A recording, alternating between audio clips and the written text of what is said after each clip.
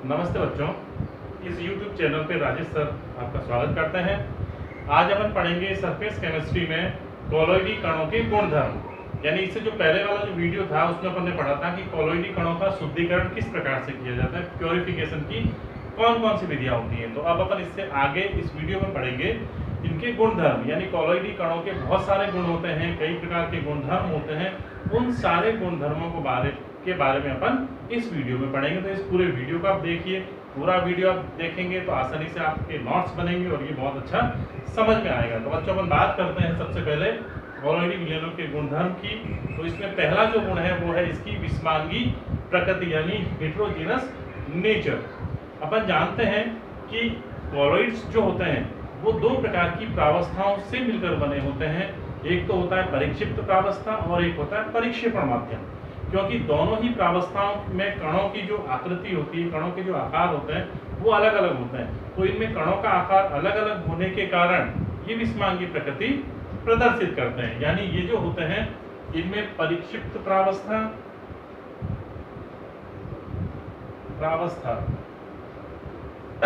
तथा परिक्षेपण माध्यम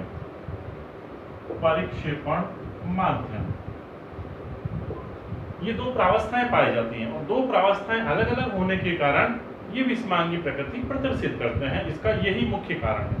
ठीक है बच्चों, क्योंकि इनमें कणों का आकार अलग अलग होता है। परिक्षेपण माध्यम में जो कण पाए जाते हैं उनका आकार अलग होता है, परिक्षिप्त प्रावस्था के कणों का आकार अलग होता है। तो इसलिए ये विषमांगी प्रकृति प्रदर्शित करते हैं। फिर अपन बात करते हैं इसके दूसरे गुण की। इसका दूसरा गुण अपन लेते हैं अवसादन। अवसादन का अर्थ है सेडिमेंटेशन।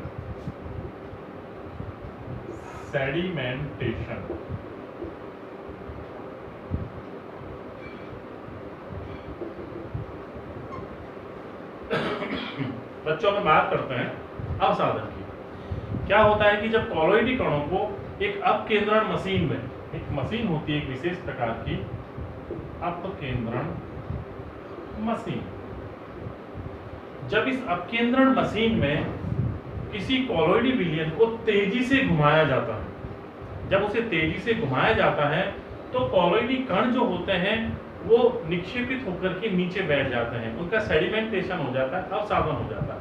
तो इस प्रकार से तेजी से घुमाने पर कोलॉइडी विलयन के जो कण होते हैं उन कणों का नीचे बैठना अवसादन कहलाता है। तो कोलॉइडी कणों में इसका गुण भी पाया जाता है अवसादन का, कि जब उसको तेजी से घुमाया जाता है तो उसमें उपस्थित कोलॉइडी कण यानी परिक्षिप्त प्रावस्था के जो कण होते हैं वो नीचे बैठ जाते हैं। इसको अपन कहते हैं अवसादन। फिर अपन बात करते हैं बच्चों इसके तीसरे गुण की। तीसरा गुण जो होता है वो होता है निस्यंदन। निस्यंदन का अर्थ होता है फिल्ट्रेशन, यानी किस प्रकार से कोलॉइडी कण जो होते हैं उनको छाना जाता है। अपन बच्चों पहले भी पढ़ चुके हैं कि जब कोलॉइडी कण को किसी एक साधारण फिल्टर पेपर से अपन छानते हैं, साधारण फिल्टर पेपर से छानने पर क्या होता है, ये एक प्रकार का साधारण फिल्टर पेपर है। साधारण फिल्टर पेपर में छिद्रों का आकार जो होता है वो कोलॉइडी कणों के आकार से बड़ा होता है। तो इसमें से कोलॉइडी कण जो होते हैं बिल्कुल छन जाते हैं, इनको पृथक नहीं किया जा सकता। लेकिन अल्ट्रा फिल्टर पेपर जो होता है जिसमें छिद्रों का आकार जो होता है बहुत छोटा होता है, किस प्रकार का होता है वो, इसमें छिद्रों का आकार और छोटा हो गया, ये कहलाता है अल्ट्रा फिल्टर पेपर। ठीक है बच्चों, अल्ट्रा फिल्टर पेपर जो होता है इसमें से कोलॉइडी विलयन को छानने पर कोलॉइडी विलयन इसमें से विसरित नहीं होते, छनते नहीं, आर पार नहीं निकल पाते, कारण कि कोलॉइडी कणों का जो आकार होता है वो इसके छिद्रों से बड़ा होता है, इसमें से वो छन नहीं पाते। तो इसको अपन कहते हैं निस्यंदन यानी छानना। ये साधारण फिल्टर पेपर से आसानी से छाने जा सकते हैं, जबकि अल्ट्रा फिल्टर पेपर से इनको नहीं छाना जा सकता। ठीक है बच्चों, फिर अपन इसकी बात करते हैं चौथे गुण की, सतही क्षेत्रफल। यानी इसके सतह का जो क्षेत्रफल होता है, पृष्ठीय क्षेत्रफल से अपन बात करें, सरफेस एरिया जो होता है, कोलॉइड जो विलयन होते हैं जितने भी, उनका सतही क्षेत्रफल यानी पृष्ठीय क्षेत्रफल बहुत अधिक होता है। अधिक होने के कारण इनमें अधिशोषण की क्षमता बहुत अधिक होती है। ये किसी भी कण को आसानी से अधिशोषित कर लेते हैं और अधिशोषण की क्षमता होने के कारण ये एक प्रभावी उत्प्रेरक की तरह कार्य करते हैं। यानी उत्प्रेरक जो होते हैं कॉलोडी अगर अवस्था में है तो बहुत ही इफेक्टिव होते हैं। ठीक है बच्चों, तो इनका पृष्ठीय क्षेत्रफल बहुत अधिक होता है, इसलिए ज्यादातर एंजाइम जो होते हैं वो भी कॉलोडी अवस्था में होते हैं, क्योंकि उसमें उनका क्षेत्रफल अधिक होने के कारण क्या होता है, अधिशोषण की क्षमता बहुत ज्यादा हो जाती है। फिर अपन बात करते हैं इसके अगले गुण की, वो है इसका स्थायित्व, स्टेबिलिटी। स्थायित्व की बात करें, स्थायित्व की अगर अपन बात करें तो अपन दो प्रकार के कॉलोडी विलयनों के बारे में अपन ने पढ़ा था, एक थे द्रव स्नेही और एक द्रव विरोधी कॉलोइड्स। तो बच्चों अपन बात कर रहे हैं जब द्रव स्नेही कॉलोइड्स क्या होते हैं, उसमें परिक्षिप्त प्रावस्था और परिक्षेपण माध्यम दोनों एक दूसरे की तरफ आकर्षित होते हैं, घुल मिल जाते हैं, यानी वो अधिक स्थायी होते हैं कंपेयर टू द्रव विरोधी कॉलोइड जो होते हैं। द्रव विरोधी कॉलोइड में परिक्षिप्त प्रावस्था और परिक्षेपण माध्यम दोनों ही आपस में मिलते नहीं है, इसलिए उनमें क्या है, अस्थायित्व रहता है, वो आपस में अस्थायी रहते हैं। फिर अपन बात करते हैं बच्चों, ये हो गई इसकी स्थायित्व की बात। अगला गुण जो है वो है इसकी ब्राउनी गति। ब्राउनी गति की अगर अपन बात करें, ब्राउनियन मूवमेंट, इसको सबसे पहले एक वनस्पति शास्त्र थे रॉबर्ट ब्राउन। रॉबर्ट ब्राउन जो वैज्ञानिक थे, उन्होंने शक्तिशाली अति सूक्ष्मदर्शी से पराग कणों के मूवमेंट को देखा, यानी पराग कण जो होते हैं वो किस प्रकार से गति करते हैं। तो उन्होंने उस सूक्ष्मदर्शी में माइक्रोस्कोप में पराग कणों की अनियमित गति को देखा और उस आधार पे उन्होंने उसका नाम रखा ब्राउनी गति। इसी प्रकार से कॉलोइड जो कण होते हैं बच्चों, कॉलोइडी कण भी अनियमित रूप से लगातार जिग-जैग फॉर्म में, यानी किसी भी दिशा में ये गति करते रहते हैं। इसकी इस गति को ही हम क्या कहते हैं, ब्राउनी गति कहते हैं। यानी कॉलोइडी कणों का अनियमित रूप से किसी भी दिशा में लगातार गति करना ब्राउनी गति कहलाता है। अब ये ब्राउनी गति क्यों करते हैं, क्योंकि कॉलोइडी कण जो होते हैं ये परिक्षिप्त माध्यम के कणों से टकराने पर इनकी दिशा बदल जाती है। जैसे ही परिक्षिप्त माध्यम के परिक्षेपण माध्यम के कणों से टकराते हैं और टक्कर से ये अपनी दिशाओं को लगातार बदलते रहते हैं। ये यहाँ से अगर टक्कर हुई इस तरफ बदल गया, यहाँ से इनके कणों की टक्कर हुई इस तरफ मूवमेंट हो गया। तो ये इस प्रकार से लगातार अनियमित गति करते रहते हैं, जिसको हम क्या कहते हैं, ब्राउनी गति कहते हैं। ब्राउनी गति जो होती है वो ताप से प्रभावित होती है। अगर ताप बढ़ा दिया जाए तो कणों की गति तेज हो जाती है, तो ये ब्राउनी गति भी तीव्र हो जाती है। ठीक है बच्चों, और क्या है कि ब्राउनी गति जो होती है वो कॉलोइडी विलयन में लगातार होती रहती है, लगातार चलती रहती है, जो कॉलोइडी विलयन को स्थायित्व प्रदान करती है और उनको स्थायित्व प्रदान करने के लिए भी ये ब्राउनी गति होती रहती है। फिर अपन बात करते हैं इसके एक बहुत अच्छे गुण की, जिसको बहुत नॉन गुण है, अपन अपनी दैनिक जीवन में भी उस गुण को देखते हैं। वो जो गुण है बच्चों वो है टिंडल प्रभाव।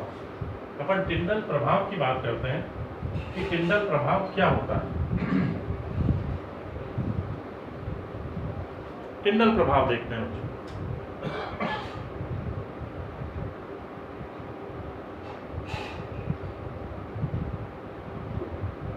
टिंडल इफेक्ट, टिंडल इफेक्ट के बारे में दो बातें हैं। पहली बात क्या है बच्चों, पहली बात तो ये है कि इसका जो प्रेक्षण जो किया था वो तो किया था माइकल फैराडे नामक वैज्ञानिक ने। फैराडे ने इसका प्रेक्षण किया, या अपन कह सकते हैं कि टिंडल प्रभाव का जो अध्ययन किया, जिसके बारे में जो बताया वो थे फैराडे। लेकिन इसका विस्तृत अध्ययन जो किया था वो टिंडल नामक वैज्ञानिक ने किया।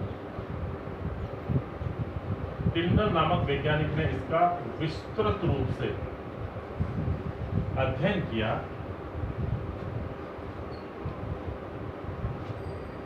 इसलिए इस प्रभाव का नाम पड़ गया टिंडल प्रभाव। ठीक है बच्चों, क्या होता है टिंडल प्रभाव में, इसको अपन दैनिक जीवन में भी देखते हैं। अपन देखते हैं कि जब सुबह का समय होता है, जब धूप निकल रही होती है और हमारे घरों में धूल या धुएं के कण उड़ रहे होते हैं, तो किसी छिद्र में से जब सूर्य का प्रकाश प्रवेश करता है तो हम देखते हैं कि हमें सूर्य के प्रकाश की एक किरण का जो मार्ग है वो हमें स्पष्ट दिखाई देता है। तो बच्चों, जो किरण का जो मार्ग होता है, प्रकाश की किरण का, उस मार्ग का दिखाई देना ही क्या कहलाता है? टिंडल प्रभाव कहलाता है। अपन आगे इसकी चर्चा करेंगे ऐसा क्यों होता है। तो टिंडल प्रभाव जो है वो आखिर क्यों होता है? वो इसलिए होता है कि जब प्रकाश की किरण किसी कोलॉइडी कण पर पड़ती है, गिरती है, तो कोलॉइडी कण क्या करते हैं? उस प्रकाश की किरण को फैला देते हैं। टकराते ही प्रकाश की किरण फैल जाती है, जिसको अपन कहते हैं प्रकीर्णित होना या स्कैटरिंग ऑफ लाइट। प्रकीर्णित हो जाती है, फैल जाती है, और फैलने के कारण वो हमें उसका मार्ग दिखाई देने लग जाता है। जिस रंग का प्रकीर्णन होता है उस रंग का वो हमें दिखाई देने लग जाता है। तो इस प्रभाव को हम क्या कहते हैं? टिंडल प्रभाव कहते हैं। इसका अध्ययन जो किया गया वो इस प्रकार से किया गया कि पहले एक पात्र में एक वास्तविक विलयन भरा गया, वास्तविक विलयन भर करके इसमें से एक प्रकाश पुंज को गुजारा। प्रकाश की किरणें इसमें से पास थ्रू की गई, गुजारी गई। तो क्योंकि ये वास्तविक विलयन था, समांगी विलयन था, इसमें किसी प्रकार के प्रकाश की जो किरण है उसका मार्ग बिल्कुल भी दिखाई नहीं दिया। लेकिन फिर क्या किया? एक दूसरे पात्र में कोलॉइडी विलयन भर करके इसमें क्या भर दिया? अब कोलॉइडी विलयन। ठीक है बच्चों, कोलॉइडी विलयन भरने के बाद जब इसमें से इस प्रकाश का मार्ग गुजारा गया, प्रकाश की किरण इसमें से गुजरी, तो इसमें से क्या दिखाई दिया? प्रकाश का मार्ग जो है वो बिल्कुल स्पष्ट दिखाई देता है। ये प्रकाश का मार्ग स्पष्ट क्यों दिखाई दिया? क्योंकि इस कोलॉइडी विलयन में जो कोलॉइडी कण थे, उन कणों का आकार इससे बड़ा होने के कारण प्रकाश की किरण जब इसे टकराती है तो वो किरणें, जो तरंगें थी, वो क्या होती हैं? प्रकीर्णित हो जाती है, फैल जाती हैं, और वो हमें एक मार्ग के रूप में दिखाई देती है। और जो प्रकाश का मार्ग दिखाई देता है उसे ही क्या कहा गया? टिंडल प्रभाव कहा गया। ठीक है बच्चों, अब इसमें क्या हुआ कि जब अपन इसको सामने से देखते हैं तो ये हमें दिखाई नहीं देता, लेकिन जब इसी प्रभाव को हम यहाँ ऊपर से देखते हैं, इसको यहाँ से देखा जाता है, तो प्रकाश की जो किरणें हैं वो इस प्रकार से दिखाई देती हैं और एक कोण का निर्माण होता है, जिसको टिंडल संकुल भी कहते हैं। तो इस प्रकार से टिंडल शंकु का निर्माण हो जाता है, यानी हमें कोण के रूप में करती हुई दिखाई देती है, जिसको टिंडल शंकु कहा जाता है। इसको कोण कहते हैं।